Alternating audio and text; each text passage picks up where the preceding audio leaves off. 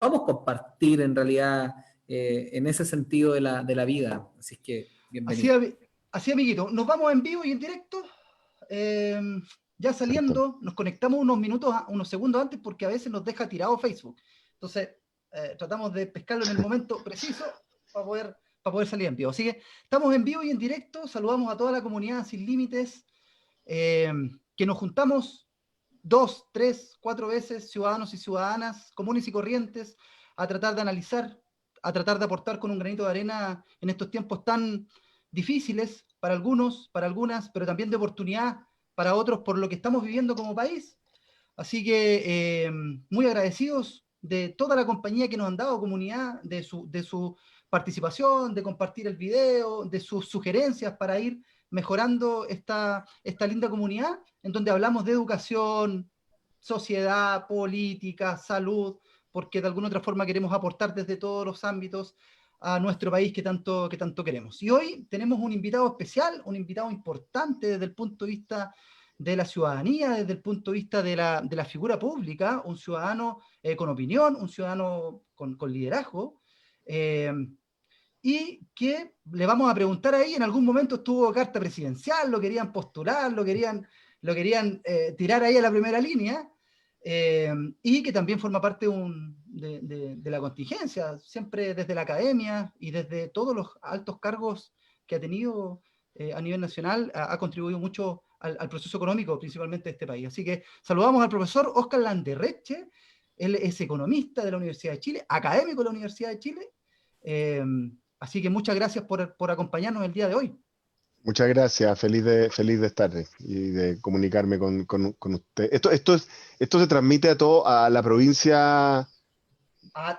Desde Arica hasta Tierra del Fuego nos ven bien. en la... Está bien, pero tiene una lógica territorial, ¿o no? O sea, partimos con una lógica territorial, pero ya nos hemos unido tantos y tantas que, como le digo, nos ven hasta en la base de la Antártida. En la base de la Antártida tiene seguidores Liberia de Los Ángeles también. Ya, ok. Justamente. Sí, justamente. También justamente desde ahí.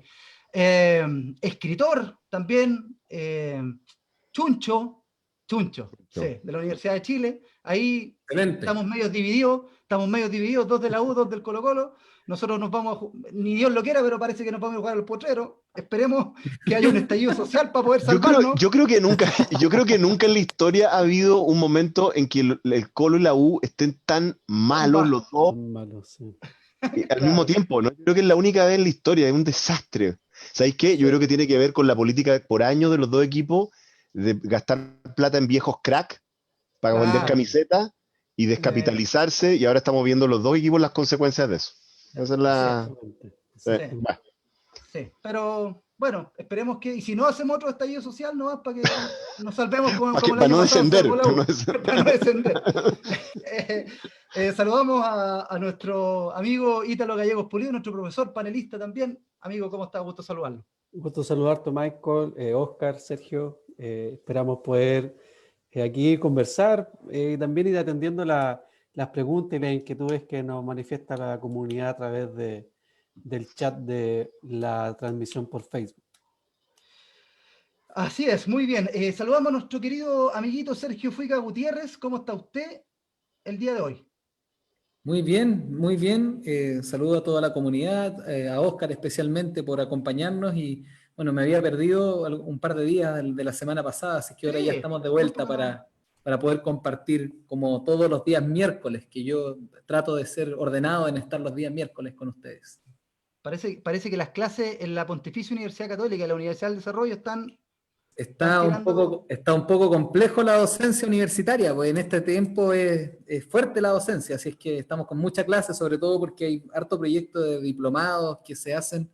El Zoom ha permitido, me permito 10 segundos de esto, pero ha permitido que mucha gente de regiones pueda tomar clases de diplomados y de cursos de actualización en las universidades de acá de Santiago. Y justamente eso ha permitido una oportunidad, pero también nos ha llenado a los que nos dedicamos, yo me dedico a la vida profesional como abogado, pero también una parte docente, a una sobrecarga también estos últimos meses. Yo creo que agosto, septiembre, octubre, noviembre, los días y las clases después de las 6 de la tarde. Yo hoy día terminé un poquito antes, era de 6 a 9, y terminé a las 8:30 justamente para poder conectarme. Así que, pero una oportunidad, les juro que yo nunca había tenido tantos y tantas alumnas de regiones.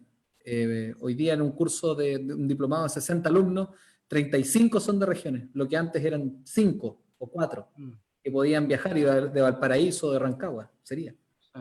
Profesor, antes de comenzar también con la primera pregunta que le queremos hacer, ¿cómo ha sido esta experiencia de hacer clases de manera Duro. No, yo estoy en la online? misma que Sergio. A mí fue duro este año.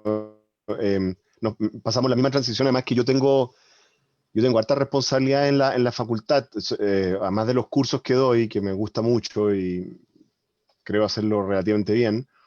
Estoy básicamente a cargo de todo el área de humanidades del pregrado en la Facultad de Economía, de todo el área de política pública, además del área de economía política casi completa. O sea, yo en este momento, este semestre, tengo a cargo mío, de alguna manera, casi 1000 estudiantes en pregrado, de una manera u otra. Estoy generando contenidos a ellos con estructura de ayudantes, profesores. Soy el director de la maestría en políticas públicas de la Universidad de Chile, que estamos haciendo lo mismo que Sergio, nos estamos convirtiendo en una cosa virtual, que eso permite que gente pueda estudiar sin viajar. Y además soy el director de la unidad U Economía, que es la unidad de diplomas y cursos profesionales de educación continua del Departamento de Economía. Y la cantidad de pega ha sido una brutalidad. De hecho, fue bien duro. La verdad es que el primer semestre yo no estaba preparado porque en el fondo había programado toda esta carga de pega entre docente, administrativa y todo lo demás, sin pensar en lo que dijo Sergio, pues la transformación al formato digital, que como él sabe, hace que uno tiene que generar una cantidad de contenidos y de materiales y de planificación que es muy superior. Claro, después cuando uno ya tiene grabadas las clases y es como distinto, yo ya estoy transitando hacia eso, pero fue bien duro. Y lo otro que me pasó, Michael, fue una cosa más humana, y es que a mí me tocó un curso, me tocaron a los mechones de introducción a la economía, 100 mechones, y después ahora los tengo en los cursos de humanidades, de los 500 mechones de la Facultad de Economía, y lo que le pasó a estos cabros fue terrible. O sea, piensa tú lo que es terminar el colegio y romper esos lazos con tu amigo y eso, lo traumático que fue para ellos el tema de la PSU, que fue una cosa de incertidumbre, de no saber qué pasa, el futuro, cuándo la pueden dar. Literalmente en la facultad nuestra alcanzaron a ir a una completada de bienvenida y chao, nunca volvieron a tocar la facultad. ¿Y sabéis lo que me pasa a mí? Que yo de repente me pasaba que me di cuenta que el primer semestre yo estaba gastando algo así como un día laboral entero casi en pedidas de conversar de cabros, po. Los cabros me pedían: profe, necesito hablar con usted porque yo tengo fama de como de que los recibo y que hablo y que como que soy como buen consejero. Y de repente era la necesidad de hablar con alguien, o sea, cabros muy solos. Oye, ¿sabes qué? Hubo un momento en que me afectó harto, la verdad, porque era muy duro ver el efecto que estaba teniendo sobre estos cabros. Los cabros más grandes también, y algunos tienen problemas, pero ya por último, ya tienen sus redes, ¿me entiendes? Pero estos cabros, yo sentí una cosa yo creo que muchos que han sido profesores deben haberle pasado una experiencia muy similar. Para mí fue muy duro el primer semestre, fue muy desgastador. Ahora ya está un poquito más afirmados todos, pero fue complejo. Hubo que apuntalar a la universidad y a los cabros. Y pucha, yo lo único que quiero es que ojalá que el próximo año de alguna manera podamos hacer volver a los mechones, aunque sean los mechones, a clases presenciales o algo, porque encuentro que es tan malo para ellos, tan terrible para la cabeza y para el alma. Entonces, bueno, eso. Sí. Sin duda hay un desafío importante con respecto al tema de... Imagínense los que trabajamos en educación rural, con el tema de la conectividad y todo eso. Así que, Mi papá le pasó, porque mi papá es profesor de la Universidad de Talca también. Él da en la chilena Talca, y en la Universidad de Talca hay muchos alumnos de zonas rurales y, o sea, la universidad trató de conseguirles, pero fue terrible, no sé, súper difícil. sí. Bueno, profesor, le vamos a hacer la primera pregunta. Este fue un paréntesis y es la más importante que usted va a escuchar hoy en nuestro programa.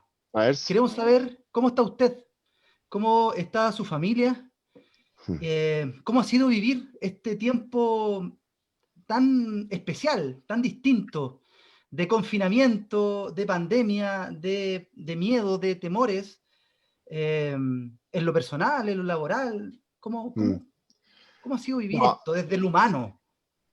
A ver, nosotros estamos bien, o sea, nosotros somos, los dos tenemos nuestro trabajo, ¿entendido, no? O sea, aquí hay como 2 millones de personas que han perdido su pega, nuestro hijo está sano, nuestro entorno está sano. Muchas gracias por la pregunta en todo caso, por la preocupación. Em, no, nosotros estamos bien. Fue duro lo que te conté antes, pero fue duro desde un punto de vista de que la pega se volvió dura por eso, porque entró este elemento humano o sea, de repente, ¿sabes lo que pasa? Que uno, todo el que es profe sabe que uno como profesor es como un personaje, ¿no? Uno tiene como un personaje que tiene que representarle algo al estudiante, ¿no? Una posición de autoridad, de comprensión, entonces uno tiene como que, de repente uno tiene el cabro hablándote, y uno lo que quiere es ponerse a llorar con el cabro, ¿me entendí? Pero en el fondo tiene que decir, no, cabro, vamos para adelante, aquí está tu universidad, estamos para ayudarte, arriba el ánimo, ¿me entendí? ¿No? Ya, entrega la cuestión la próxima semana, pero no te preocupes, pero ponte a leer esto, mira esto, man, hablemos de nuevo, ¿cachai? Y me di cuenta de que cuando uno hace eso una vez, 2 veces, que es lo normal, porque cuando uno está en la universidad normal te toca hablar con los alumnos, pero cuando es todo el día, todos los días eso, y decenas, veintenas de cabros,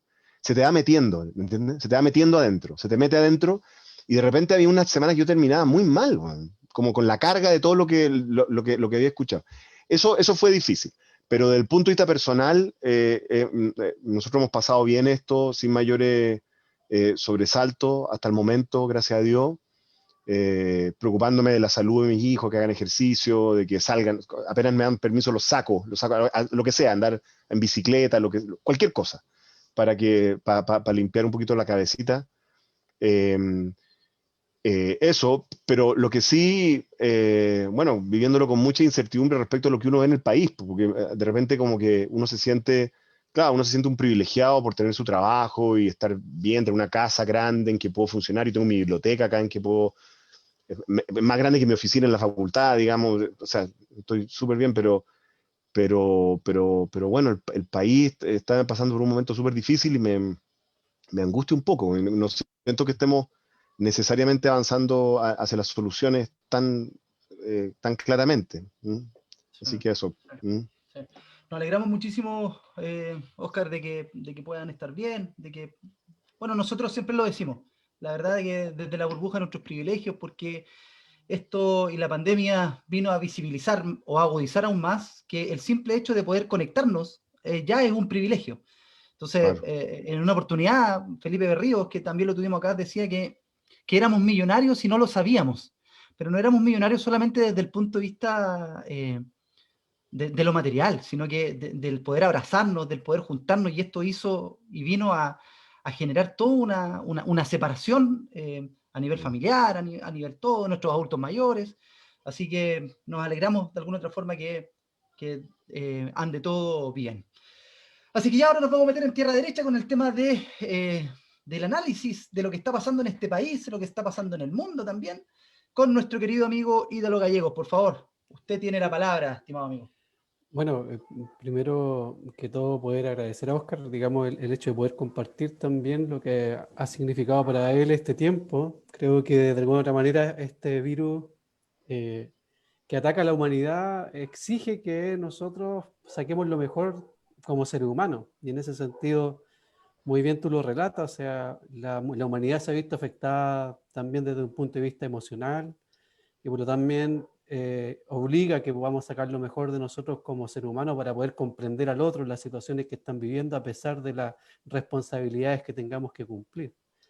Y así también ha sucedido desde el punto de vista económico, donde también hemos tenido que sacar lo mejor como ser humano para poder compartir lo que tenemos y obviamente, ¿cierto?, ir en ayuda de aquellos que están más carenciados y que se han visto más perjudicados por esta situación. Ahora, yo quería principalmente hacer una pregunta para iniciar la conversación y que tiene que ver obviamente con el último suceso que ocurre en nuestro país, que obviamente es muy significativo en torno, ¿cierto?, a lo que significó el hecho propiamente tal del plebiscito, pero poder que tú nos puedas contar cuál es el análisis, cuál es la lectura que tú haces en torno a los resultados que arrojó este plebiscito y de alguna otra manera, ¿cierto?, cómo estos resultados implican o afectan, o no sé si afectan, sino que tienen correlación con lo que tiene que ver con la economía, principalmente en nuestro país, porque entre tanto, ¿cierto? Se hablaba mucho de esta incertidumbre económica, ¿cierto? Que siempre está estas campañas del terror, del miedo, que poco más, ¿cierto? Que si ganaba la prueba no íbamos a convertir o íbamos a llegar a una situación similar a Venezuela y todo eso. Entonces, de alguna manera había una correlación desde el punto de vista social y económico.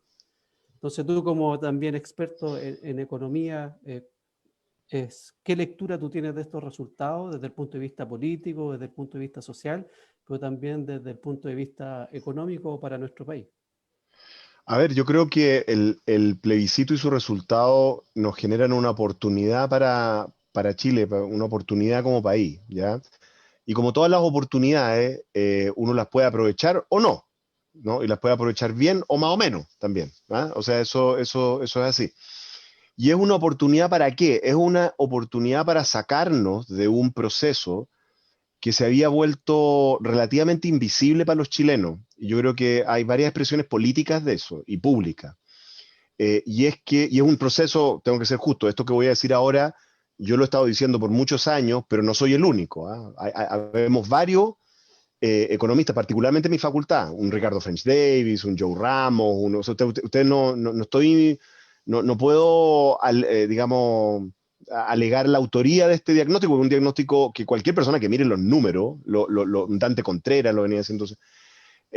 Y es que hace bastante tiempo que la economía chilena estaba desempeñándose cada vez peor, esa es la verdad, como tendencia. Y se estaba desempeñando cada vez peor, no solamente en la medida esta anticuada de evaluar la economía, que es solo el crecimiento, que es súper importante, ¿no? Claro.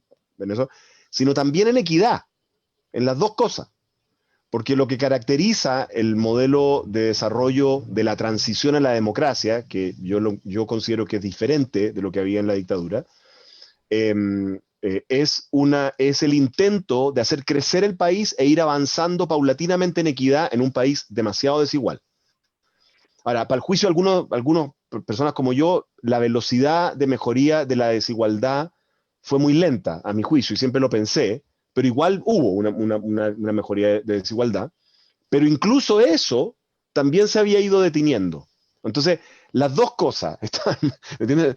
Porque no estaban ni ya cada vez crecías menos, ¿no? Y la desigualdad también cada vez le costaba más de crecer, o sea, se pegó una bajada importante de los años como de Lagos, así, Bachelet 1, por ahí ya, y después como que se ha ido, como que no lograba avanzar. Y entonces uno se preguntaba, ¿qué es lo que está pasando? ¿Qué es lo que está pasando? Y lo que uno observaba era que a Chile se le había envejecido el modelo de productivo, básicamente. O sea, piénsenlo un poco en la economía donde ustedes están basados, el programa originalmente por allá en el Biobío, ¿no es cierto? O sea, Claro. en los años 90, y en los años 80, hay que reconocerlo también, hubo transformaciones productivas importantes. Ustedes recordarán que el gran auge de fines de los años 80, principios de los años 90 de la economía chilena eran los packing, ¿no? Los packing de frutas, y era como la modernidad que había llegado al campo, ¿no? Hubo otro momento en que la princesa del baile era el salmón, ¿no? El salmón, la cuestión. Después hubo una época más adelante, como en los años 90, ya más adelante, cuando los vinos, ese momento importante de Chile, cuando pasamos de ser productores así como de litreado de cuarta, ¿ah? Y barato, a los vinos boutique, que no sé qué, unos vinos así que tenéis que hipotecar el auto para comprarte la botella, ya. Ese paso, que fue súper importante para el desarrollo de esa industria, fue como en los mediados de los 90, más o menos, ¿te fijas? Y si uno lo piensa, hace bastante tiempo que no tenemos un nuevo sector así. ¿Está bien?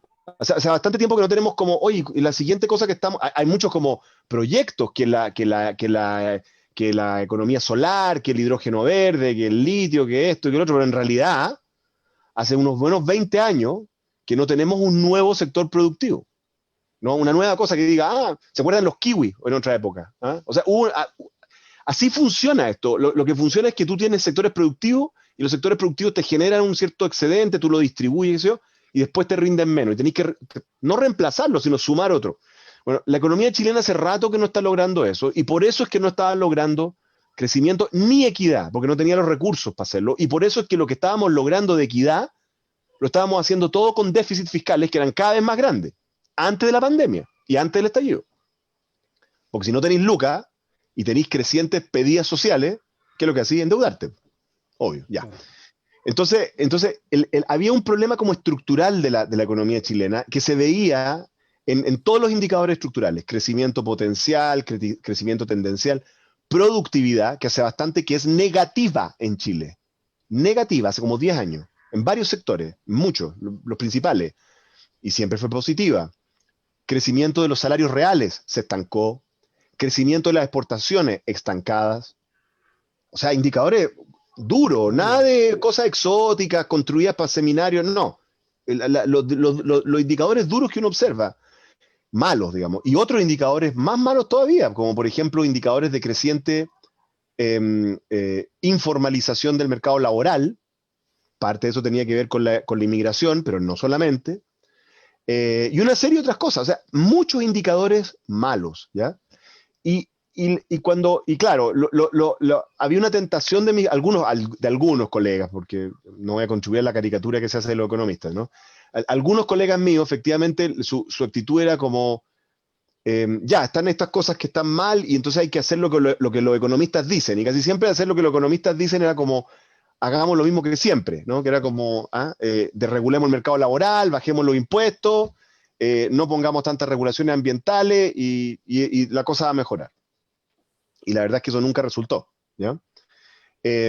Y lo otro que pasó es que entre medio de esta caída tuvimos doping, ¿no? Tuvimos doping.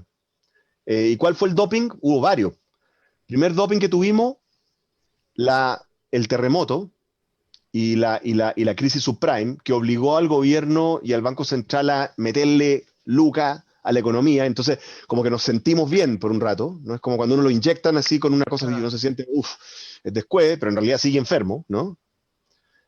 O como decían los viejos, cuando uno se mejora de muerto. ¿Se acuerdan de esa expresión? Mejorarse muerto. Claro.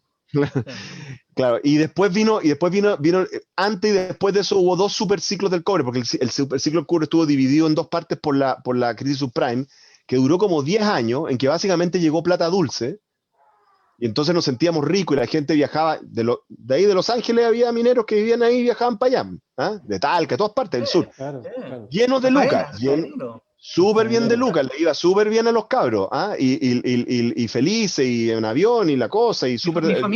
Mi familia son todos faeneros, son todos Mira, ahí tení. Pero, esas eran lucas que se sentían, entonces la gente se sentía progresando, se sentía con lucas, pero los indicadores subyacentes de productividad de la economía estaban malos. Era plata nomás, era que el precio estaba alto, no era que fuéramos más productivos.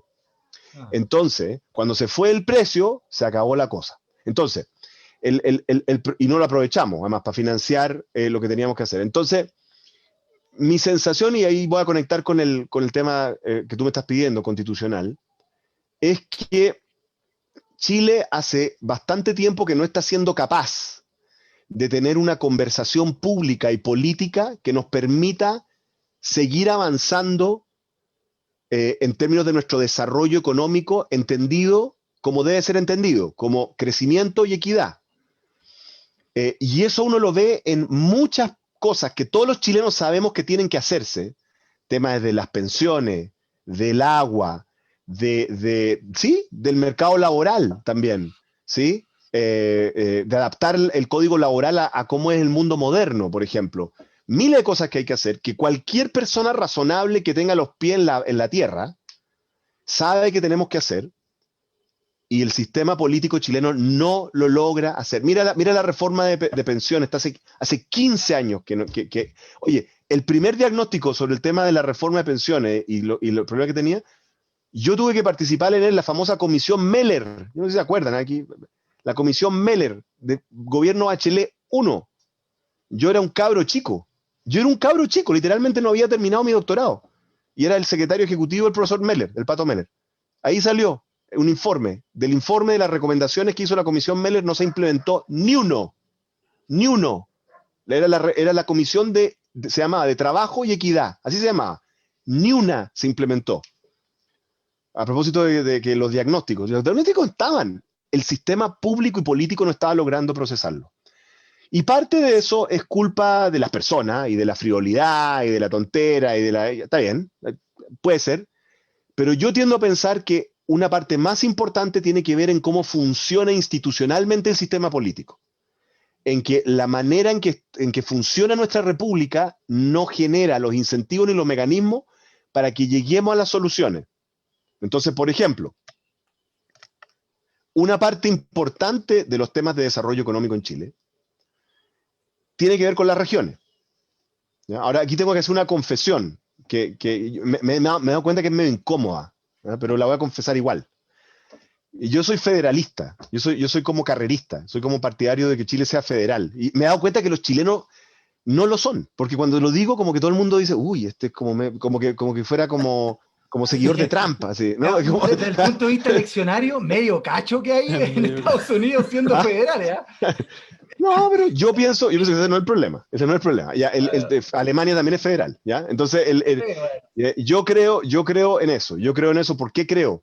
Porque creo que Chile es un país enorme, a pesar de nuestra población, territorialmente somos enormes, heterogéneo, y en el cual el proceso de desarrollo que hemos tenido en los últimos 40 años, que el César Torqués del César, nos llevó de pasar de ser un país, ahí nomás, en América Latina, a ser el país más rico de América Latina, se ha reflejado en que en cada una de las capitales regionales existen empresarios locales, intelectuales, universidades, cultura local, ¿me entienden? Entonces tienen una identidad y tienen la posibilidad de construir su propia estrategia y asumir la responsabilidad. Y además, la otra gracia que tiene el federalismo es que si les damos poderes federales a todas las regiones, nos van a dejar de echar la culpa a los santiaguinos.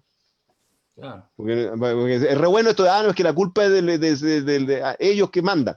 No. Usted asume la responsabilidad. Yo soy medio federalista. Pero ya, no me compré el federalismo. Cómprame una descentralización a la española, con autonomías o algo así, no sé. Inevitablemente, la estrategia de desarrollo para una región como el Biobío o para Magallanes o para eso, no la vamos a poder construir en forma centralizada. ¿Ya? Hay una parte que sí, por supuesto, pero una parte de eso va a tener que ser construida en forma local y va a tener que ser una estrategia propia. ¿Por qué? Porque nadie, sino los actores locales, van a poder entender en forma suficientemente profunda cuáles son las verdaderas oportunidades que se pueden aprovechar y qué es lo que los distintos actores de la región tienen que entregar y recibir para ser parte de un trato que conduzca a esa estrategia de desarrollo. No nos vamos a poder dar cuenta desde Santiago. Y probablemente el trato y la apuesta que uno vaya a hacer en un lugar como, por ejemplo, no sé, Atacama, va a ser muy distinto del que uno tendría que hacer en un lugar como Chiloé. Es obvio, ¿no? Lógico. No solamente es distinto en términos de que el clima es distinto y de que el sector productivo va a ser distinto. No. Es distinto en términos de el acuerdo político y social que habilita esa estrategia de desarrollo, probablemente va a ser distinto, porque los actores políticos, sociales, empresariales, son distintos. Entonces, tener a un país centralizado, en exceso centralizado, impide la estrategia de desarrollo. Tener a un país que constantemente tiene, en la práctica, hemos tenido siempre, gobiernos en minoría parlamentaria, porque eso es lo que hemos tenido. Incluso la presidenta Bachelet, que supuestamente tenía una mayoría parlamentaria, en realidad todos sabemos que hubo sectores de su coalición, de la democracia cristiana, a las que le tengo mucho cariño, pero que en el fondo actuaron como oposición. Entonces, en la práctica estuvimos en la oposición, y Piñera ha tenido siempre oposición, y antes la concertación también, siempre. Un país que siempre tiene al Ejecutivo con minoría parlamentaria, le va a costar aprobar las reformas y hacer las cosas. Por eso es que los sistemas semiparlamentarios o semipresidenciales, que eso es lo que me gusta a mí, lo que hacen es obligar al Ejecutivo a encontrar una mayoría en el Parlamento. Básicamente lo que hace es que, en vez de lo que acaba de ocurrir hoy, ¿no es cierto?, que el presidente Piñera nombró un nuevo ministro del Interior para reemplazar a Víctor Pérez, que creo que Rodrigo Delgado me parece que era, ¿no? Sí, alcalde de Estación Central. Lo que ocurriría en un sistema parlamentario es que ese señor tiene que conseguir una mayoría parlamentaria para ser primer ministro. Y entonces va al Parlamento y dice, no, yo necesito ser ratificado. ¿Y qué es lo que usted va a hacer para que nosotros votemos por usted? Es que voy a hacer esto, van a ser los ministros de tal cosa, de tal cosa. Y tiene que construir su coalición. Tiene que construirla. Porque ¿de qué sirve un ministro del Interior o un jefe de gobierno si no tiene una mayoría parlamentaria? Yo no sé de qué sirve, no de nada. Entonces, cuando uno habla de avanzar hacia un sistema semipresidencial, alguna gente dice, la cuestión elitista, rara. No. De lo que estamos hablando es de que el sistema que tenemos, ¿no es cierto?, para resolver los problemas económicos y sociales, funcione bien. Tercer ejemplo y me callo. Esto probablemente no es tan relevante para Los Ángeles, vamos a decir, pero sí es para Santiago. Todos sabemos que Santiago es una ciudad en la cual se replican la segregación social. Lo vimos en el caso de la elección del plebiscito, lo vimos clarito, ¿no? De las 3 comunas. Claro, pero tiene más expresiones que las 3 comunas, vamos a decir las cosas, porque incluso uno va a San Miguel y San Joaquín, Claro, pero y Reserva, o sea, hay más segregaciones que solamente Claro. dentro de Maipú, o sea, seamos las cosas como son, o sea, está bien, están allá, ¿no? Los ricos, digamos, pero hay más segregación, ¿ya? Hay más segregación. Pero es una ciudad segregada, bueno, pero tenemos un sistema de gobernanza de una ciudad gigantesca, no sé, 7 millones de habitantes, que incentiva la segregación, pues si cada barrio tiene su propio alcalde y los barrios son clases sociales.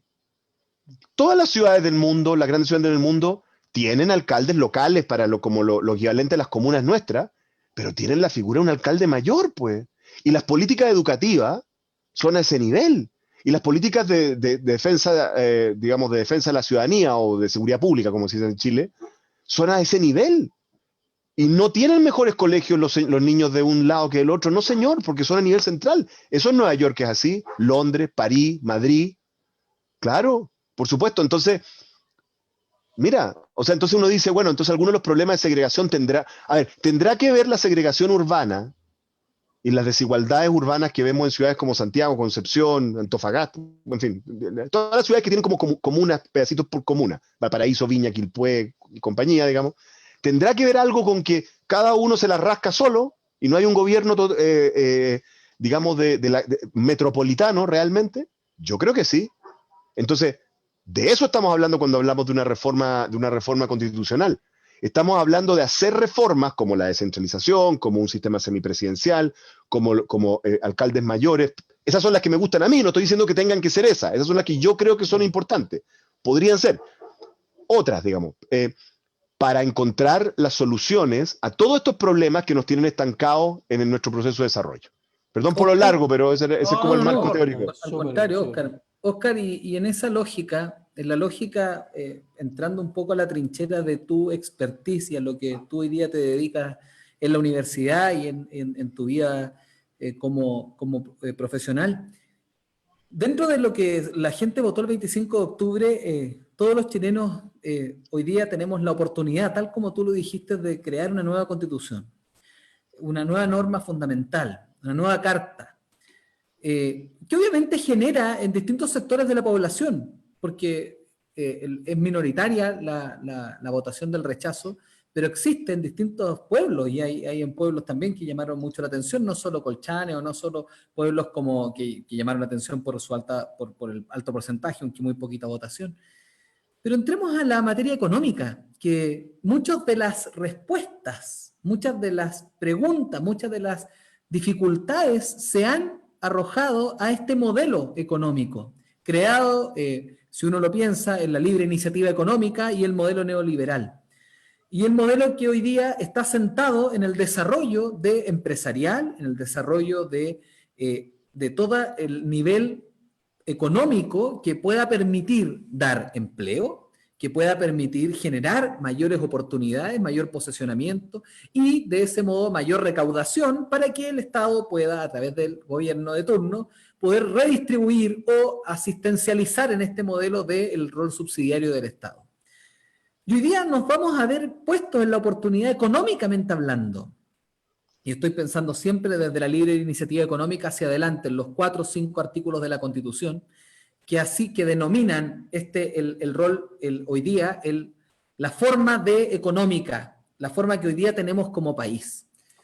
¿Qué tenemos que tocar de esto? ¿Cómo vamos, en tu mirada, cómo nos vamos a poder sentar y qué vamos a tocar del modelo económico, de esta constitución económica, que es una parte de la constitución muy importante por lo demás, que ha permeado distintas partes de las políticas públicas y también de las herramientas que hoy día se tienen al servicio de la ciudadanía y en la forma en cómo la ciudadanía puede participar de las mismas, con la creación de empresas y todo aquello. ¿Qué hoy día, qué mensaje vamos a tener? ¿Qué vamos a tener que golpear? ¿Cómo vamos a tener que conversar y converger para justamente adaptar un nuevo modelo económico, una adaptación del que tenemos? ¿Qué opinas tú en ese sentido, en esta discusión tan sana que se va a dar ahora?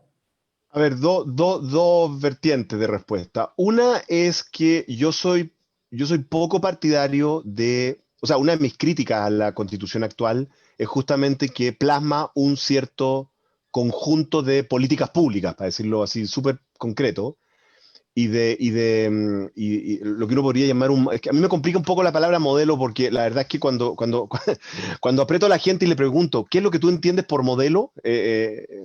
Ya.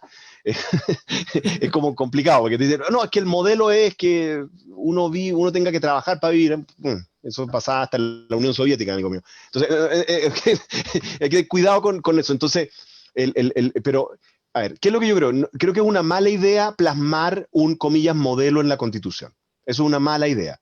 Y así como me parecía una mala idea para la Constitución establecida en la dictadura, me parecería una pésima idea que hoy en día lo que hiciéramos fuera la cosa al revés. O sea, plasmar otra modelo económico en la Constitución. En general, las constituciones que tienen escrito en modelos económicos o políticas públicas específicas en la Constitución terminan haciendo el ridículo. Yo siempre uso dos ejemplos. Ejemplo número uno, la Constitución italiana, que establece el derecho al trabajo, lo que significa, por supuesto, que en Italia no hay ni un desempleado, como sabemos, ¿no? Nadie está desempleado en Italia porque la Constitución dice el derecho al trabajo. El otro ejemplo que uso es la Constitución argentina, en la época, si ustedes recuerdan, del ministro Cavallo y de Menem, que tenía escrito el tipo de cambio, el tipo de cambio de la Constitución, y por supuesto que no pudieron cumplir. ¿Por qué? Porque el mundo cambia. Cuando uno se pone rígido y coloca políticas públicas específicas y cosas así demasiado específicas en la Constitución, está condenando esa Constitución a fracasar, porque las cosas van a cambiar. Lo que uno tiene que tener es una Constitución que genere una manera de resolver institucionalmente los problemas que tú estás diciendo. O sea, la Constitución no va a decir, este es el modelo que vamos a tener. Eso me parece que no tiene sentido, porque además nunca vas a poder hacerlo de manera suficientemente específica.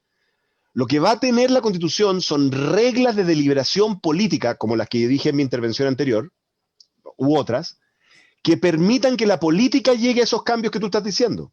Entre otras cosas porque para poder cambiar el modelo económico, no basta con la Constitución. Oye, para ser buena parte de las cosas que necesitamos hacer para avanzar hacia un mayor grado de desarrollo, lo que necesitamos es una solución política y de movilizar las instituciones que tenemos. Miren, yo les voy a decir una cosa aquí. Un error que tuviste, pero entendible, Michael, al principio en la presentación. Yo no he tenido tantos cargos públicos, he tenido uno nomás, que fue presidente de Codelco. Lo que pasa es que tuvo cierta notoriedad pública desagradable para mí, digamos. Pero bueno, pero fue el único que tenía. Vale como a 1.500 cargos. Sí, más o menos fue así, porque fue tremendo, y fue tremendo para nosotros en esta casa. Pero bueno, ese fue el único cargo. Ustedes saben que cuando yo fui presidente de Codelco, yo fundé una empresa pública. Yo fundé una empresa pública. Lo que pasa es que yo no soy muy bueno para la publicidad, parece. Pero yo soy de las pocas personas que ha fundado una empresa pública. Se llama Codelco Tech. Era la filial tecnológica de Codelco, para que Codelco se metiera en el área tecnológica, superando esto del rol subsidiario del Estado. Y fíjate que no estaba impedido por la Constitución. Y mira qué pasó después. Adivina qué pasó cuando me fui de Codelco y cambió el gobierno. ¿Qué hicieron con Codelco Tech? Adivinanza. A ver, adivina de buenos adivinadores. La cerraron, pues. La cerraron. Muy bien, perfecto. Exactamente. Por ejemplo, yo lancé una cosa que se llama el cobre verde. Salió hasta en el Economist, en el Financial Times, en todas partes nos celebraron la iniciativa de cobre verde de Codelco. ¿no? Que era cobre trazable, no solamente ecológico, quedó pegado con que era verde, pero en realidad no era solo ecológico, era también trazabilidad ética. Yo le metía eso, nadie me hacía caso, decían, sí, era cobre verde. ¿Ya?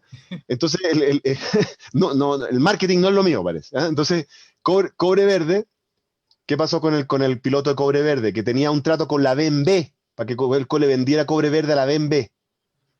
¿Qué pasó? ¿Qué hizo Codelco después? Lo cerró. Entonces, ¿a dónde voy yo? A dónde voy es lo siguiente.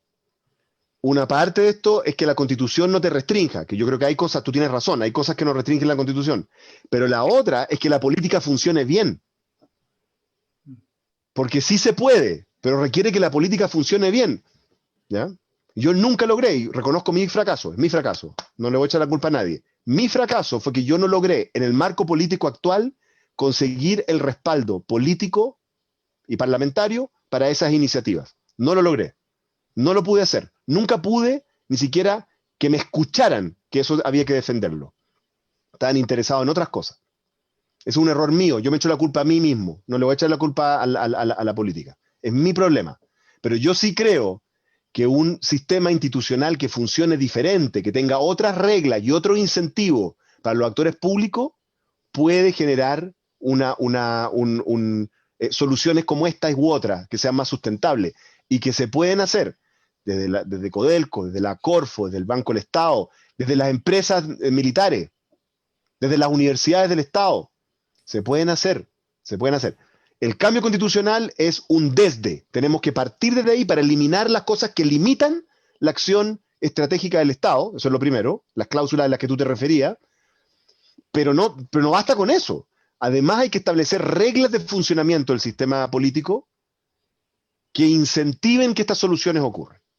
Así lo veo yo. Sí. Estamos conversando con el profesor académico de la Universidad de Chile, Óscar Landerreche, economista. Hace 3 miércoles atrás, tuvimos la compañía de Matías del Río, conductor, periodista. Y si algo logré interpretar o sacar de lo que él dijo es que este país nos estaba cayendo a pedazos, que este país había marchado bien, había evolucionado bien, estábamos bien, pero que faltaban sin duda teníamos muchos desafíos para adelante, pero no nos estábamos cayendo a pedazos, no íbamos a hacer Chilezuela, y ha sido como la tónica de algunos autores, Rector Peña, etcétera, que este cambio constitucional no va a ser el cambio inmediato, que todos creemos que las pensiones van a mejorar, que es un proceso, lo importante es el proceso. Y nosotros, que somos hijos también, creo 35, de la generación del 85, somos hijos de este crecimiento económico, de la primera generación que fue a la universidad, de donde salimos de la pobreza, bajamos los niveles importantes de pobreza en Chile, y que fuimos evolucionando positivamente. Llegamos a los 90, a los 2000, ¿qué nos pasó, Óscar? ¿Por qué? Ya de alguna otra forma, en la primera intervención analizamos, y en respuesta suya, fue el tema de la política, pero ¿por qué no seguimos en esa misma dinámica? ¿Por qué no seguimos con la misma visión que se tenía de los políticos? ¿Era buena, era mala, era correcta, era incorrecta, para no generar un juicio de valor? Pero, ¿qué nos pasó? ¿Por qué estamos como estamos? O la pregunta es, ¿cómo estamos en este momento? ¿Bien, mal? ¿Vamos a hacer Chilezuela? ¿Vamos a hacer Alemania? ¿Y por qué también, cuando uno le pregunta, por ejemplo, recuerdo que al presidente le preguntaron con el tema de la economía, de reflexión de la economía, él dijo, ¿por qué tenemos que ser como Venezuela? O sea, inmediatamente, como que si tratamos de modificar nuestro sistema económico, inmediatamente salen estas caricaturas. Y no a lo mejor pensar en esta cultura europea, Alemania, Nueva Zelanda. ¿Por qué? ¿Por qué estamos como estamos? Bueno, yo creo que una de las cosas que uno tiene que entender, y que es lo que yo trato de enseñarle a mis alumnos en los cursos de economía política, es que cuando uno cambia la estructura productiva de un país, cambia la distribución de poder. ¿Ya? O sea, eso es así, ¿ya? O sea, por ejemplo, clásicamente en la historia de Chile, si ustedes recuerdan, la gran queja de los terratenientes chilenos, los tradicionales, ¿no? Líderes del Partido Conservador y Liberal, ¿no es cierto? Muchos de los cuales tenían haciendas allá, digamos, además, ¿no? Trilleras y qué sé yo, ¿ah? Siempre decían que Chile, ¿no? Era un país agrícola gobernado por mineros o algo así. Un país minero, no, era al revés. Los mineros se quejaban, decían que Chile era un país minero, que ahí están las lucas, gobernado por estos agricultores que no producían nada, ¿no? ¿Qué es lo que te refleja ese viejo dicho? De que las estructuras productivas generan distribución de poder. Este es un viejo concepto marxista, por si acaso, ¿eh? Estoy mostrando la hilacha marxistoide aquí, ¿eh? Entonces, hay una relación entre la base productiva, o el modo de producción, como lo decían esos viejos, ¿eh? Y la distribución de poder, ¿ya? Por eso es que, por ejemplo, hay un texto clásico de Friedrich Engels, el coautor de Marx, ¿no? Que se llama La Revolución Campesina en Alemania, en que él analiza un proceso revolucionario que ocurrió como siglo XV, así, por allá lejos, y él decía, bueno, esto estaba condenado a fracasar, porque era una economía feudal, y una economía feudal tiene que tener una política feudal. Tú no podés generar una política de la era industrial a partir de una economía feudal, ¿me entiendes? No calza. Y por eso había fracasado, es un poco el argumento materialista histórico. Y yo creo en eso, fíjate, eso sí, yo creo que eso es así. Y lo que ocurre es que las transformaciones productivas que tenemos que hacer en Chile cambian la distribución de poder y por lo tanto las personas que tienen poder en la estructura anterior resisten esos cambios. Eso pasa en todas partes del mundo, ¿ya? Y yo creo que hay una mezcla entre resistencia corporativa, o sea, resistencia de las élites actuales, empresariales y políticas a cambiar porque saben que si se cambia van a surgir nuevas élites. Hay una mezcla de eso.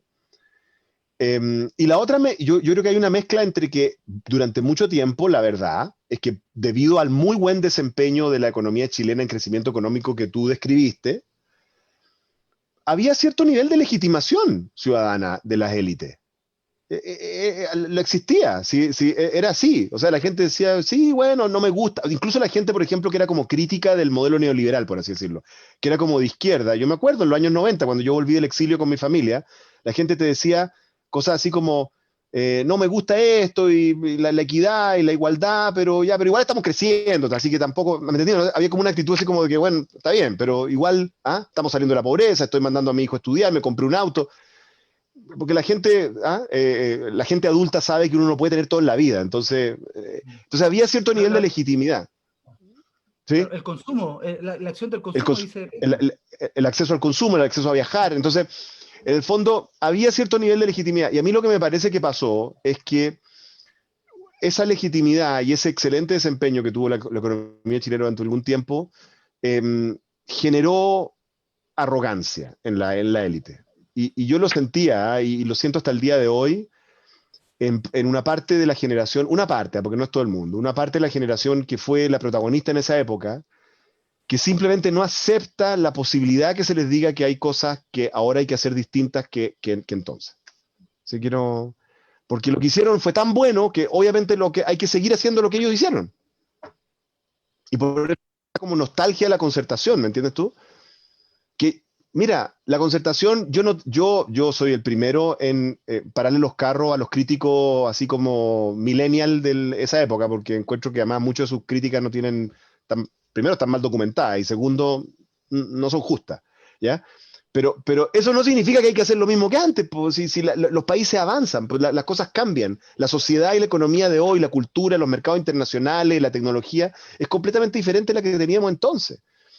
Y lo que nos pasó es que nos vimos atrapados estamos atrapados en este momento en una especie como de, en una trampa que yo lo he llamado en otro seminario, una trampa como de nostalgia, ¿ya?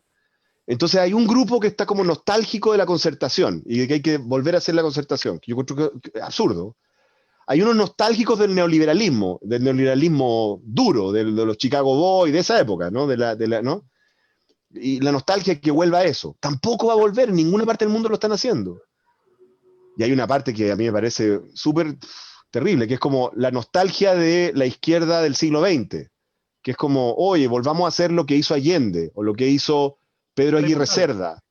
Por favor, pero eso es otra economía, otra sociedad, eso es como una locura. Entonces, sí, sí, yo veo a las élites de distinto color político atrapados en una nostalgia, en nostalgias así, como meas frívolas, así, como, y trayendo de vuelta los símbolos de esas épocas. Si tú miras a los países que la gente dice admirar en este país, si tú miras a la Nueva Zelanda y a la Jacinda Ardern, si tú miras a Canadá y al Justin Trudeau, son países que no se atrapan en la nostalgia. La Jacinta Ardern no está haciendo política industrial de los años 50, para nada. Está haciendo otras cosas. ¿Me entiendes o no? El Justin Trudeau no es enemigo de las empresas, porque ser de izquierda es ser enemigo de las empresas. No, ¿estás loco? No, quiere que las empresas tengan esta como economía verde, de inversión, en que sean súper innovadoras, súper rentables, ¿no? Pero ecológicas, con buenos empleos. ¿Me entiendes o no? Entonces yo siento que nos atrapamos, Michael, en una cosa como nostálgica, distinto tipo de nostalgia. Y yo te voy a decir una cosa, yo soy un gran lector de historia, como muestra aquí. ¿Ah? No, esto no es un fondo falso. Ahí va, ahí va. Los profesores universitarios efectivamente leemos libros. ¿Ah? Entonces, y si uno lee todos estos libros de historia, yo te voy a decir lo que te demuestra. El peor consejero que uno puede tener, la historia muestra que el peor consejero que uno puede tener para conducir y liderar un país es la nostalgia. La nostalgia no sirve de nada. Te hace ser leal a cosas que ya fueron y nunca van a volver a ser. Lo que le está faltando a la élite chilena es mirar para adelante y dejar de cobrarles eras que, si estuvieron mal, da lo mismo. Es para adelante. Y eso es lo que nos tiene un poquito complicado. Y el sector empresarial también está un poquito atrapado en eso, la nostalgia. Entonces, un poco por el éxito que tuvieron en los sectores productivos que ustedes conocen, creen que el futuro son los mismos sectores productivos. Por el éxito que tuvo la concertación en su momento, creen que el futuro es la concertación. Por el éxito que tuvieron los neoliberales, creen que el futuro es neoliberal. Por el éxito, comillas, que tuvieron, ¿no es cierto?, los gobiernos revolucionarios del siglo XX, dentro de su marco, yo diría que el más exitoso es el de Pedro Aguirre Cerda, para ser súper sincero, objetivamente, digamos, política y económicamente, el que más logró consolidar un legado, digamos, me parece que eso es evidente, ¿no? Ya, pero no vas a poder hacer eso de nuevo, si es evidente que no lo vas a poder hacer. Entonces, necesitamos salir de esa lógica, o sea, eso no nos va a conducir a ninguna parte. Yo soy el primero en conmoverme con los himnos de la Unidad Popular y los Quilapayún, ya, pero eso no nos va a conducir al desarrollo. ¿Ya? ¿Entendemos eso? O sea, una cosa es lo que uno siente en el corazoncito y a lo que uno se debe, y otra cosa es mirar para adelante. Y eso, Chile, por alguna razón, por su éxito, por su historia, por distintas circunstancias, nos hemos ido atrapando en distintas formas de nostalgia que no nos permiten avanzar. Ideologías, dicen algunos por ahí. Amigo Ítalo, por favor.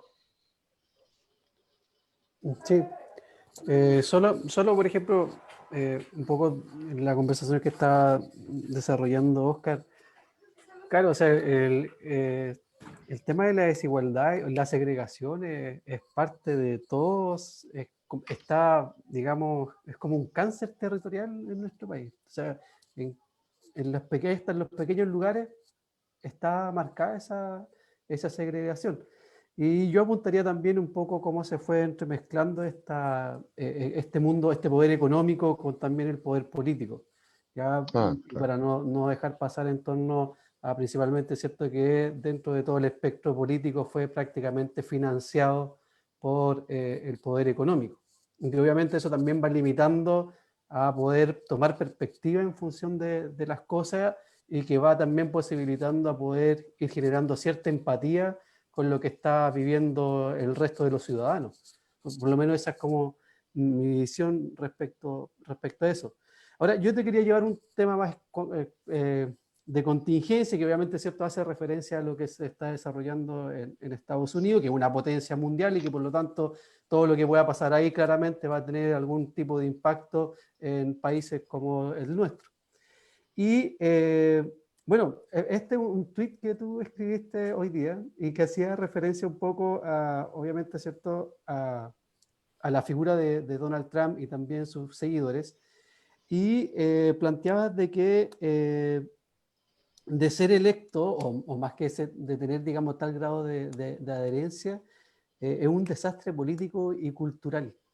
Y Sí. quedé yo pensando y dije, chuta, le voy a preguntar entonces, ¿cuáles son los argumentos que tú tienes como para poder afirmar Sí.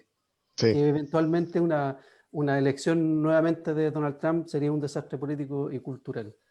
O sea, lo complemento un poquito con una pequeña frase. También Claro. leía que como la discusión en Estados Unidos con respecto a lo que dice Ítalo, es que los americanos y americanas están entre votar por un flojo o votar por un loco.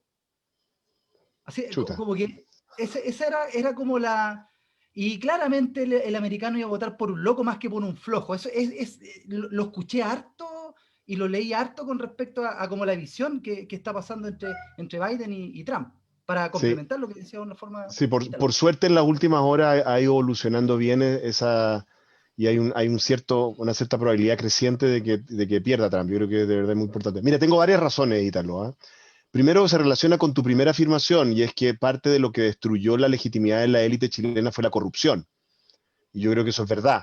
Porque yo me acuerdo, mira, te voy a contar una anécdota. Mi anécdota es la siguiente. Mi anécdota es que cuando yo estaba en el exilio, cuando era niño, y vivíamos, el exilio de mi familia se dividió entre dos países, entre Colombia e Inglaterra, por los estudios de mi papá. Y en Inglaterra, me acuerdo una conversación con mis papás, cuando yo me di cuenta porque llegó una revista, la revista APSI, no sé si se acuerdan, la revista APSI, ¿ah? La revista APSI, llegó una revista en que había unas fotos de la parada militar, no sé a pito de qué, de alguna parada militar, y aparecían los uniformes de los militares chilenos, ¿ya? Y esto es algo a lo que estamos acostumbrados los chilenos, ¿ah? Pero para un niño inglés en esa época, que además vivía en un pueblo militar inglés, porque ese era el barrio en que yo vivía, era un barrio militar, el uniforme que usa el ejército chileno para desfilar es el mismo uniforme del Tercer Reich, del Wehrmacht. Sí, pero es el mismo, ellos lo abolieron después porque quedó manchado ese uniforme, el uniforme gris con ese casco. Es un símbolo internacional de terror. Entonces, para mí, que jugaba con... Mi mejor amigo era hijo de un sargento que había hecho su carrera en Berlín ocupado. Estaba casado con una alemana. Entonces, para mí era como... Yo le decía, pero papá, el ejército chileno marcha con el uniforme del Tercer Reich.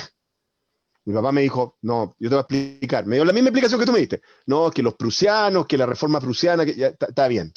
Le dije, pero, oye, pero esto... Entonces yo le dije, pero, oye, pero esto significa que nosotros, en el fondo, Chile es como ¿qué? Como España con Franco, como Mussolini. ¿Eso es Pinochet? Y yo todavía me acuerdo, estaba hablando de un viejo socialista exiliado con su mujer en Inglaterra. Me dijeron, nosotros no somos como ellos. Pinochet es un desgraciado, un sinvergüenza, o sea, no un sinvergüenza, es cruel y todo lo demás, pero los militares chilenos son honestos, no son ladronzuelos como los españoles. Ese era el concepto que existía sobre Chile. Chile era un país, podía ser violento, incluso fascista, pero honrado. Yo creo que el momento más demoledor para la ética de este país fue cuando se descubrió que la familia Pinochet era una manga de ladrones que andaban guardando dinero como si fueran dictadorzuelos africanos. Y de ahí empezó a revelarse que eso no eran solo ellos, sino que había que esa ética, esa narrativa de que Chile era un país de gente honrada, aunque fuera gente cruel, ¿no? O incluso gente, ¿me entiendes o no? Aunque fuera gente dura, así, neoliberal dura, pero honrada. Porque es bien distinto. Es bien distinto. Y perdónenme, pero esa narrativa no fue solo para la derecha y para el empresariado. Después nos dimos cuenta de que eso mismo Transversal. no era cierto ni en el sindicalismo, ni en la izquierda, ni en... Exacto. Ahí está el problema.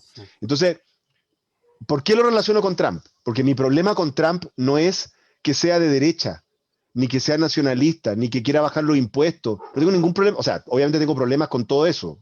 Muchos problemas. Mi problema es que es un sinvergüenza, que es un delincuente. Para mí es evidente todo lo que, de lo que uno ve. Para mí el problema es que es un acosador de mujeres. Lo ha confesado, hay grabaciones. Y da lo mismo. Y a mí me parece que hacer ese tipo de transacción ética, o sea, que alguien de derecha en Estados Unidos, porque quiere impuestos más bajos, porque quiere jueces en la Corte Suprema que no permitan el aborto, esté dispuesto a hacer esa transacción ética, a elegir como presidente de su país a una persona así de impresentable, me parece que es una falta de integridad gigantesca. Y creo que esa falta de integridad la hemos cometido nosotros, a menor escala, si me permiten. ¿Ya? Porque lo de Trump es realmente impresionante ese tipo. ¿Ah? O sea, literalmente su familia usa la Casa Blanca para promover sus productos. Literalmente, hay videos promoviendo productos. ¿Ya? Entonces, me parece que esa transacción ética, esa capitulación ética de la derecha norteamericana es inaceptable. Yo tengo muchos amigos de derecha en Estados Unidos, republicanos, que no aceptan eso, no lo aceptan, están en contra de este gallo, están completamente en contra. Entonces, a mí me parece muy grave que después de todas las muestras de pequeñez, de sinvergüenzura, ¿no? De falta de sentido republicano, democrático de este presidente, que casi la mitad de los gringos sigan votando por él, yo lo encuentro desolador. Aunque termine perdiendo, lo encuentro desolador. Lo encuentro terrible, lo encuentro horroroso, porque mira, Biden tampoco es perfecto, es un viejo que quizás está demasiado viejo, no sé, está bien. Sí, nadie es perfecto, ningún presidente es perfecto en ninguna parte del mundo. Ya, pero una cosa es que no sean perfectos y otra cosa es que tengáis a una persona con patologías mentales que se cree... No, o sea, yo encuentro que esa transacción es demasiado, y me asusta, les voy a ser muy sincero, el efecto cultural que tiene eso, porque creo que lo que ocurre en Estados Unidos valida en muchos países lo que los políticos creen que puede funcionar, ¿me entiendes? Siempre voy a recordar un político chileno que no lo voy a echar al agua, pero sé quién es, pero no lo voy a echar al agua, ustedes investigarán, cada uno investigará, que después de que ganó Trump y propuso la tontería esa de la muralla con México, propuso una muralla con Bolivia. Investiguen, yo me acuerdo del titular. Súper creativo, ¿eh? Buena idea. Entonces, ¿me entiendes? O sea, nosotros somos un país de la periferia, entonces hacemos un poco copy-paste. Entonces, para mí, la victoria de Trump, que ojalá no se produzca, va a validar los comportamientos más sinvergüenza, más frívolos dentro de la política chilena. En izquierda y derecha, porque eso ya es una manera de hacer política, porque además va a decir otra cosa, que ser como Trump rinde. Sí funciona. Eso es lo que diría. Y por eso es que lo encuentro, gravísimo. Lo encuentro gravísimo, gravísimo, gravísimo. Y creo que una de las cosas importantes que tiene que ocurrir en las próximas horas es que en Las Vegas, ¿no? Que es como Sodoma y Gomorra, ¿no? Ahí se ha derrotado, ahí va a ser derrotado, es increíble, ¿eh? Va a ser derrotado en la ciudad donde no hay nada, de ninguna ética, ¿no? Ahí va a caer. Es como una paradoja. Le faltan 6, de hecho. Los 6 votos de Nevada, de ahí, Nevada. ¿no es cierto? Entonces yo, si Las Vegas hace eso, yo les perdono todo, los casinos, perdonado. Amigo Chachín, por favor. Oscar, trayéndonos un poco ahora ya estamos en el ocaso del programa, pero trayendo a lo nacional en esto que va a partir ahora, que el 11 de abril tenemos elecciones en Chile. Primero, una pregunta muy corta. ¿Estás disponible para ser candidato a la constituyente? ¿Te lo han preguntado? ¿Te lo has planteado? Me lo han preguntado, me lo planteé, lo analicé y lo descarté. Y las razones son personales, son responsabilidades familiares, no puedo hacerlo. Qué lamentable noticia, en realidad. Te jodió la pregunta. Pero claro, qué lamentable. No, yo algo había leído por ahí que probablemente Sí. descartaba esa posibilidad. ¿Y otra elección? Porque hay más elecciones, ¿no? No, descartado toda la elección. A toda la elección. No lo analicé, no, mira, yo hace un año atrás insinué porque hubo un grupo de personas que me dijeron, Oscar, intenta lanzar la idea que tú puedes ser candidato presidencial o algo, senador, algo así. Y yo lo analicé, me lo tomé en serio, lo analicé, lo estudié, exploré, hablé con gente y entendí que hay diversas razones por las cuales no es posible. Y algunas son personales, otras son políticas, otras son culturales. Y honestamente no es posible. En este momento simplemente no es posible. Oscar, en ese contexto, y bueno, con muchas personas hoy día. Nosotros hemos tenido varios, me acuerdo Benito Baranda, él dijo que sí estaba disponible. Hemos tenido varios invitados que sí han estado disponibles a una posibilidad como esta, pero parte del proceso hoy día, el 11 de abril va a haber elecciones, yo creo que ese día o votamos en 2 días o no sé qué vamos a hacer en realidad, porque son muchas las papeletas. Vamos a elegir alcaldes, concejales, vamos a elegir los constituyentes, vamos a elegir, en el fondo vamos a gobernadores regionales, creo que también elegimos, y si mal no recuerdo, que core y gobierno regional, o sea, son 5 los votos que tenemos ese día. Y en esa lógica, hoy día, a mí me preocupa, y a nosotros lo hemos dialogado muchísimo, la posibilidad hoy día de los candidatos independientes. La opción hoy día de que, porque tú lo has planteado, y también a raíz de la pregunta de Ítalo, la ciudadanía, la gente, todo el mundo, cuando va a votar en una votación histórica, con pandemia, con todas las dificultades, las filas eternas que en algunos locales, no en todos, pero sobre todo en la región metropolitana, es un poco a alejarse de la política, pero el acuerdo del 15 de noviembre lo que tiene es los partidos políticos que se pusieron de acuerdo, que tuvieron esta posibilidad de acuerdo para lanzar esta opción de nueva constitución a través de un plebiscito.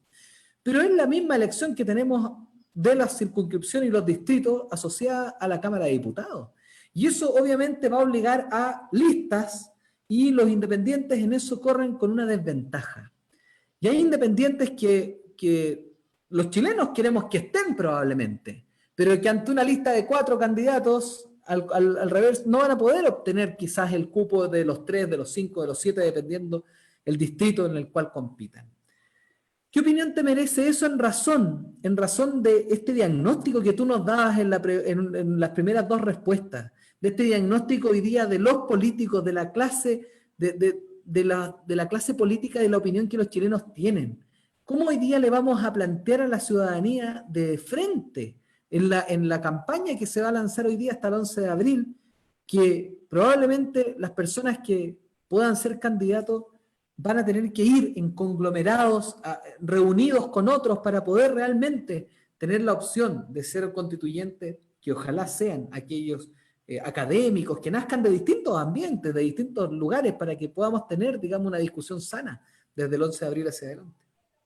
A ver, yo no estoy contento con un par de cosas que han ocurrido con el proceso constituyente, pero antes de decir lo que no estoy contento, prefiero primero rescatar lo que sí me parece que es bueno. Yo creo que hay que reconocerle a la clase política lo que hizo en ese acuerdo. O sea, yo creo que todos tenemos que recordar al borde de lo que estuvimos en los días anteriores a ese acuerdo.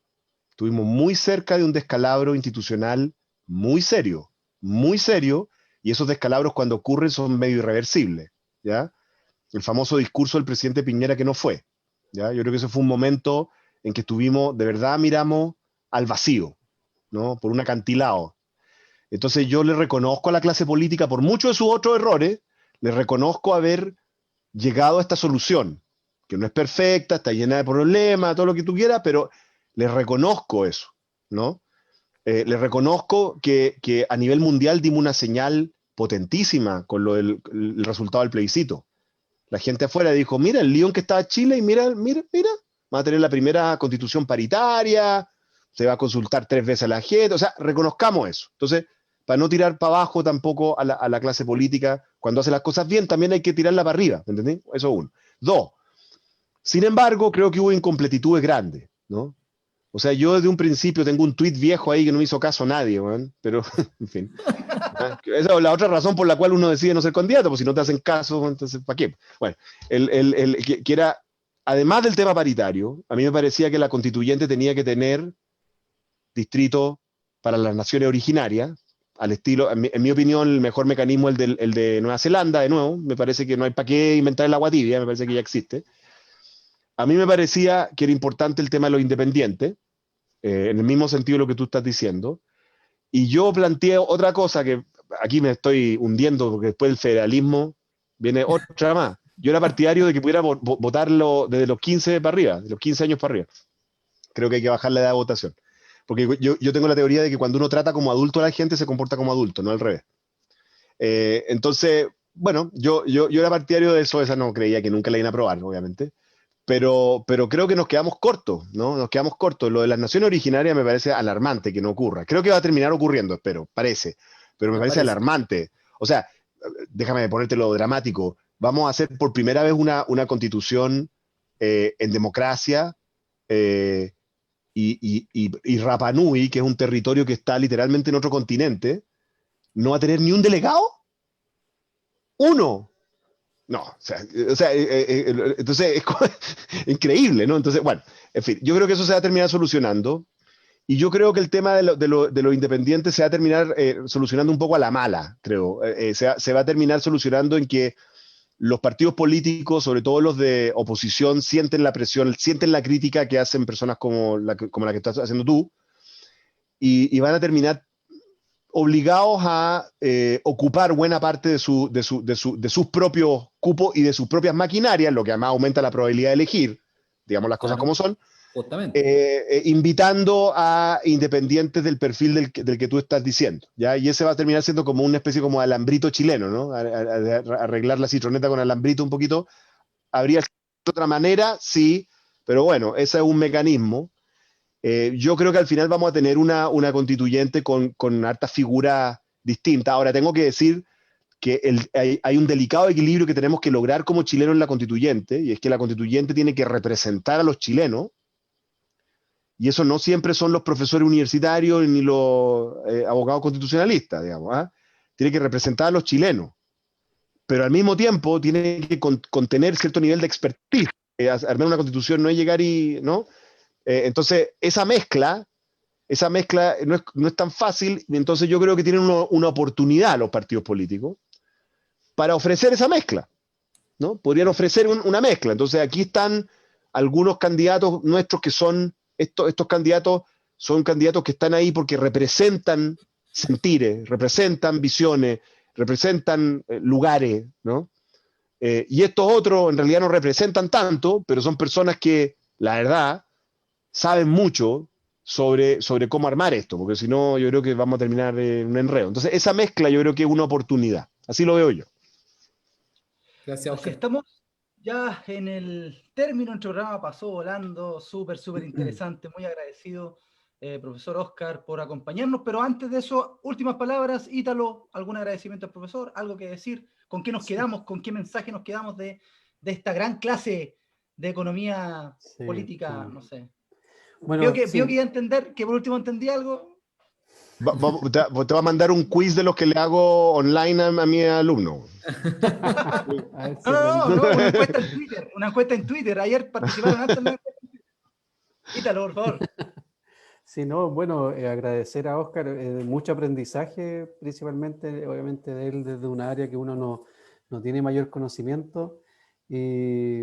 Y bueno, de verdad que yo personalmente había escuchado hablar de ti antes de que ocurriera el hecho lamentable. Me acuerdo que fue una entrevista que se hizo, no sé, me acuerdo si fue en Estado Nacional o no, o Cadena Nacional, puede ser, no sé, en TVN, cuando tú estabas ahí como presidente de Codelco.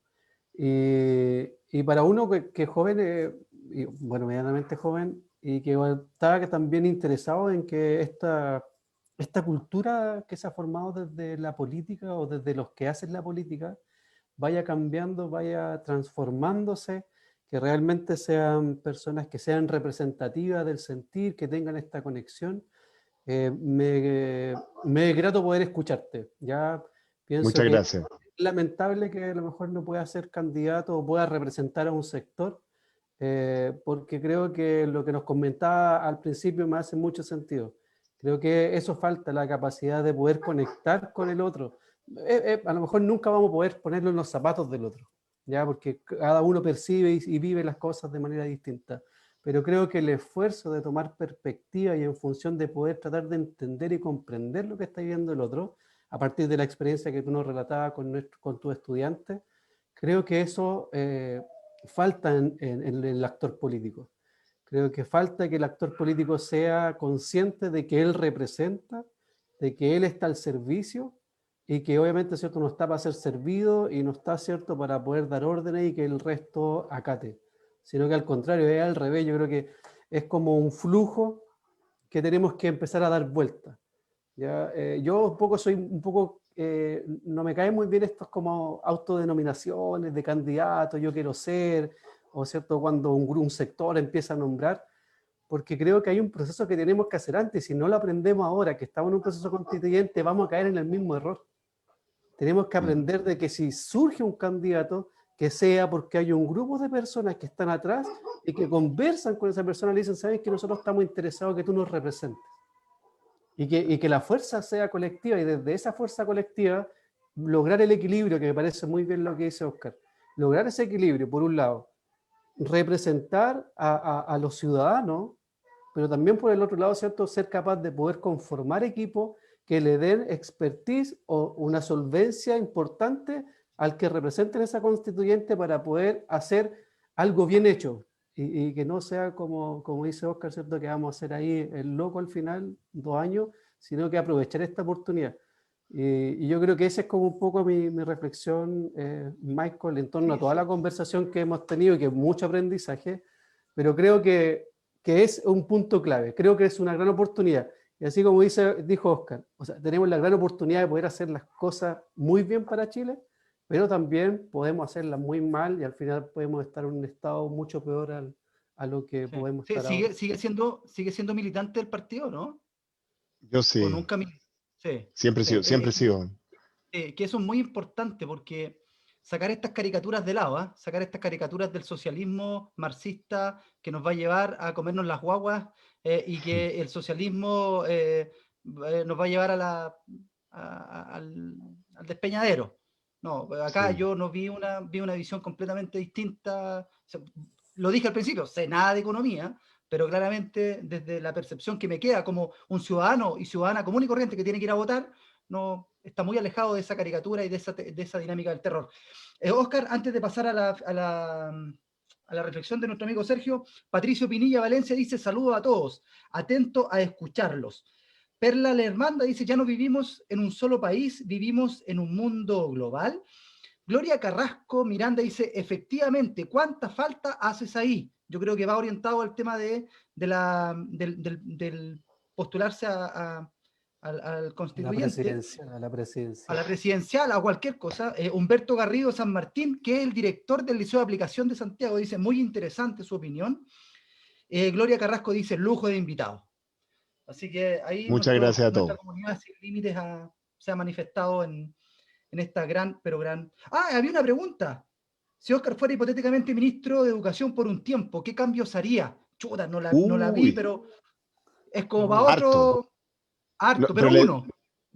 O sea, haría muchos cambios. Primero, tendría a los niños más tiempo al aire libre, aprendiendo al aire libre, viviendo al aire libre, experimentando el mundo, vestidos además con uniformes financiados públicamente, como en todas partes del mundo por si acaso, no financiados por las familias, para estar al aire libre, interactuar con la naturaleza, con el deporte y con los demás. Esa es una primera cosa que haría.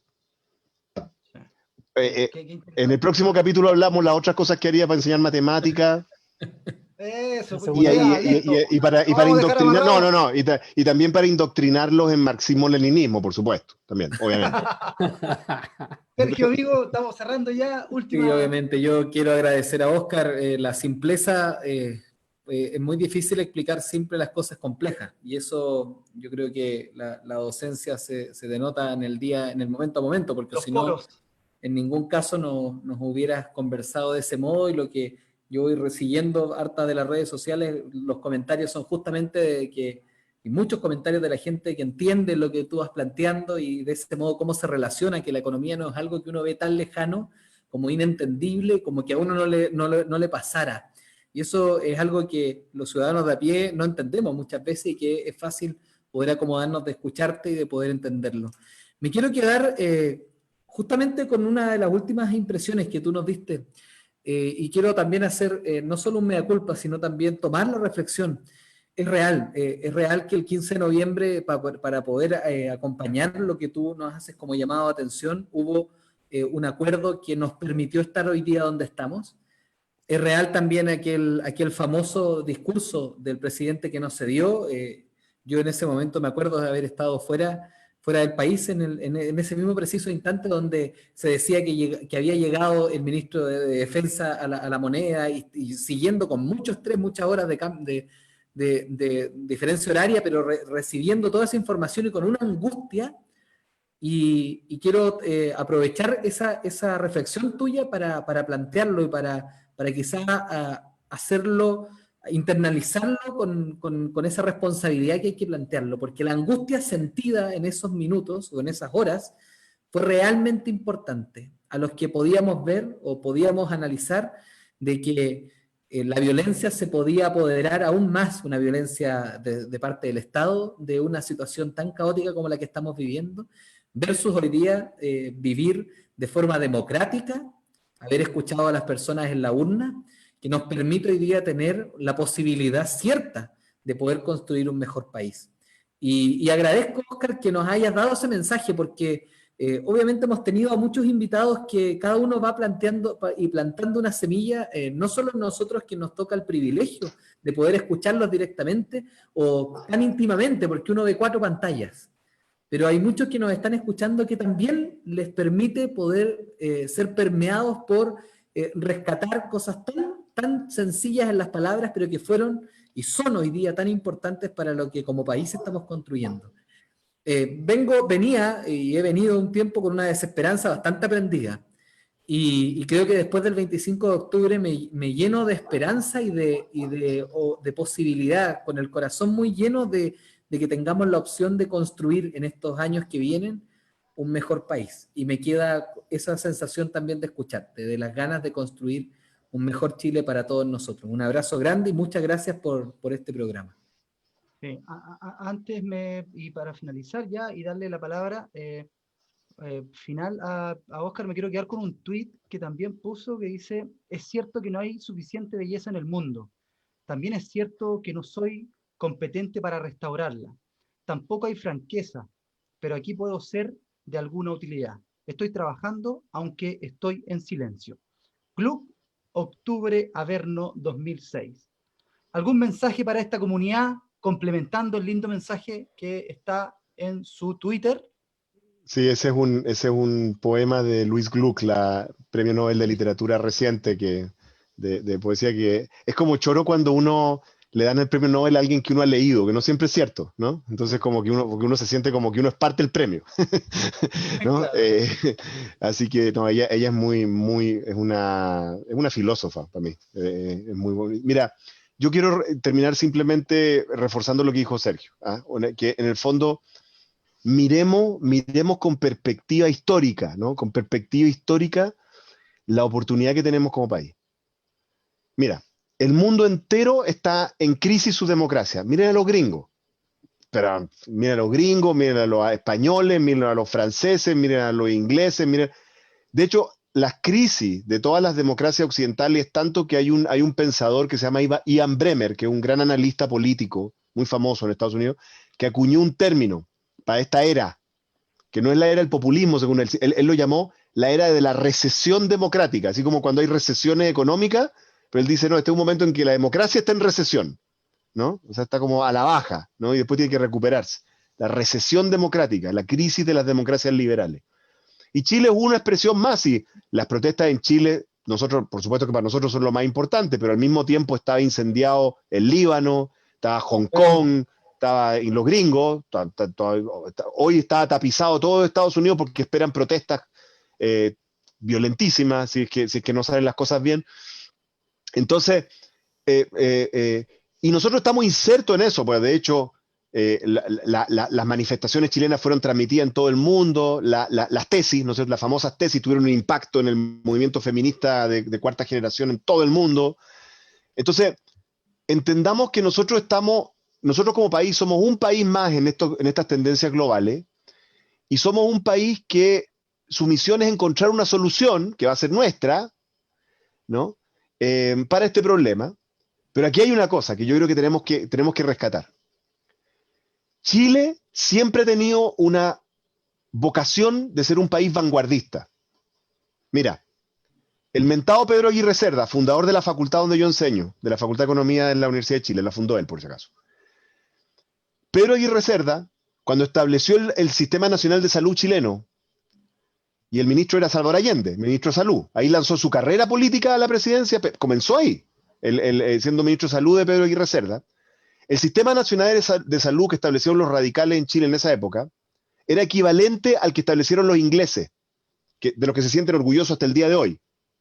El Sistema Nacional de Salud inglés, el NHS. Chile era un país pobrísimo y sin embargo se atrevió a tener una salud pública al nivel de país desarrollado, en esa época. En esa época, eso fue obra de Allende y del famoso doctor Monkeberg, el famoso doctor muy famoso. Ellos inventaron toda esa cosa. Oye, después Chile intentó, durante el gobierno de Frei, ser el país que iba a tener una tercera vía frente al comunismo y al capitalismo. Esa era la idea, la revolución en libertad.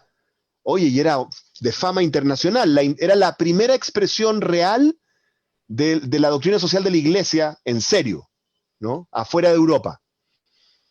Después intentamos hacer una revolución socialista marxista, no socialista democrático, socialdemócrata, no, marxista por la vía democrática, Allende. La única vez en la historia que se intentó. No lo hicimos bien, digamos, ¿ya? No lo logramos. Después vino la dictadura, pero incluso dentro de la dictadura, la revolución neoliberal que criticamos hoy fue una de las más avanzadas del mundo y una de las primeras. La transición a la democracia chilena, después, fue copiada en otros países, en Sudáfrica, en Irlanda. Y el modelo de la época de la concertación también fue copiado en otros países. ¿A dónde voy? Chile siempre se ha sentido bien cuando es un país de vanguardia, no cuando es un país perdedor, que se achicopalado, así chiquitito, que hoy, permiso, hoy tratemos de que no nos vaya tan mal. Esto nunca ha funcionado en Chile. Lo que ha funcionado en Chile es que seamos capaces de plantearle al mundo cosas que, a pesar de que somos chilenos, estamos en la punta de esto. Las tesis. Ditborn, haciendo un mundial de fútbol en un país piruja, digamos, haciendo un mundial de fútbol, clase mundial. La generación dorada. Eso, exactamente, ganando nomás a Argentina. Con Chile en 98 entrábamos así. Exactamente. No, jugando la España en el Maracaná. ¿Y qué tanto? Eso es lo que hace funcionar a Chile. Y lo que nosotros necesitamos es recuperar esa ambición. Y por lo tanto, tanto en el tema constitucional, en que tenemos la oportunidad de mostrarle al mundo, esta recesión democrática se soluciona así. Miren lo que vamos a decir. La solución la vamos a hacer con una constitución paritaria en Chile. La primera de la historia de la humanidad. Va a quedar registrado para siempre. Esa va a ser parte de la solución chilena. Miren. Bueno, también en el caso económico podemos hacerlo. Podemos ser el primer país de América Latina que alcanza el desarrollo, construyendo sobre lo que hemos ya hecho, para hacer un modelo de desarrollo que sea igualitario, verde, pero además muy próspero, con nuestras compañías siendo líderes multinacionales, penetrando otros mercados. Lo podemos hacer. Yo creo que lo podemos hacer. Chile puede ser el centro universitario de América Latina. Lo podemos hacer, absolutamente. Tenemos todas las condiciones para hacerlo. ¿Me entienden? Que vengan de todas partes de América Latina a estudiar acá. Y que nos llenemos, que seamos el centro, el cerebro del desarrollo latinoamericano. Y si nosotros logramos plantear eso hacia el futuro, nos vamos a sentir bien. Aunque cada una de estas cosas tenga problemas, porque siempre va a tener. Siempre va a tener problemas. Y va a tener cosas incompletas y no sé cuánto. Pero el hecho de que estemos atreviéndonos a ser de punta, de avance, ¿no? De vanguardia, eso es lo que le gusta a Chile. Y eso es lo que tenemos que recuperar. Y la reforma, o sea, la nueva constitución es una oportunidad para eso. Eso. Así es. Muchísimas gracias, Óscar. Un abrazo inmenso. Vaya a disfrutar con su familia. Y muy, muy agradecido. No, vamos a ir a sufrir para que Nevada, voy a ir a hacer una manda. Yo prometo a los dioses del casino, Caesar's Palace, ir a un casino y apostar si es que gana. Esa va a ser mi manda. Nos vemos en Twitter entonces. Helen Busto dice, gran invitado. Un abrazo, Óscar. Y invitado, muchas gracias. Sergio, Ítalo. Tenemos que hablar de educación. Así que un abrazo inmenso. Adiós. Estimados amigos, Sergio y Ítalo, mañana a la comunidad, todos invitados a las 13 horas a conversar con nuestro invitado en horario especial, que va a estar desde España, que se llama Ignacio Fernández, que él es psicólogo, coach, y tiene un libro muy importante que se llama Felicidad Organizacional. Él habla acerca de la gestión de la felicidad, del bienestar, y va a estar con nosotros el día de mañana analizando la felicidad, el bienestar y la humanidad. Así que todos y todas invitados, invitadas, y muchísimas gracias por acompañarnos el día de hoy. Adiós, ¿Vale? hasta luego. Chao, chao. Un abrazo. Chao, muchas gracias. Chao, chao. Nos vemos mañana a las 13 horas.